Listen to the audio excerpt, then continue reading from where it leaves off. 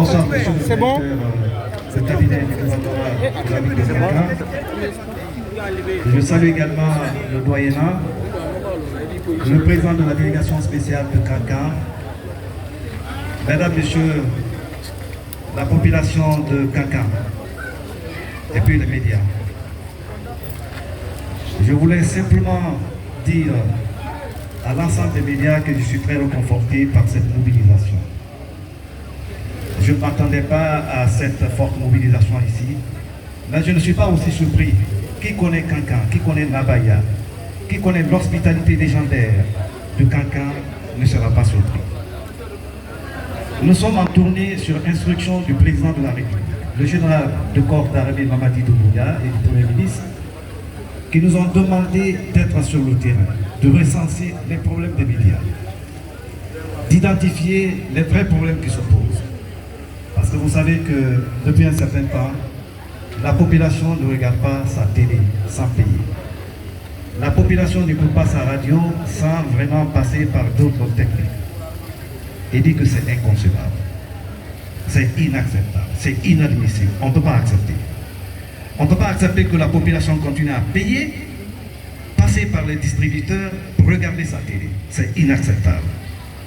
C'est pourquoi depuis ma prise de fonction, nous sommes sur le terrain, sur instruction du président de la République, d'aller partout en Guinée pour que la population puisse regarder sa télé, écouter sa radio. Voici notre mission. Je voulais simplement aussi dire aux médias et de comprendre, de savoir ce qui se passe actuellement dans le pays. Parce que depuis le 5 septembre, si vous constatez, il y a beaucoup de changements qui s'opèrent.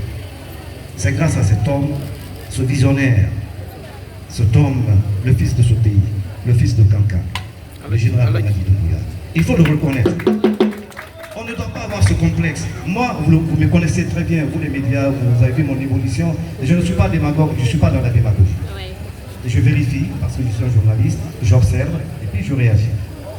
Mais ce qu'on a constaté depuis le 5 septembre, c'est un véritable changement qui s'opère dans le pays. Regardez Conakry aujourd'hui.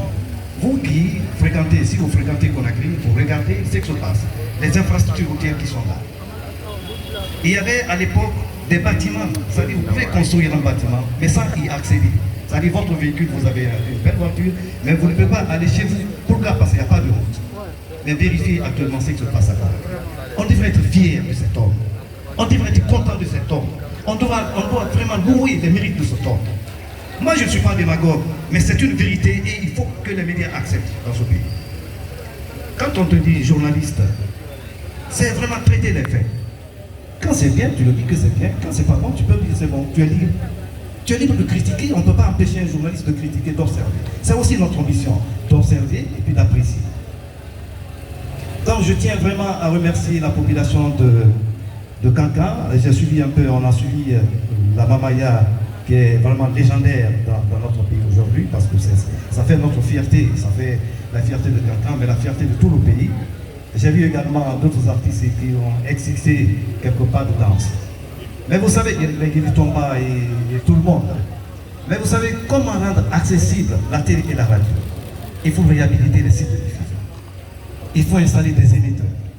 C'est pourquoi depuis le 5 septembre, depuis ma prise de fonction, nous sommes en train d'installer des émetteurs. Nous sommes en train de réhabiliter des sites de diffusion.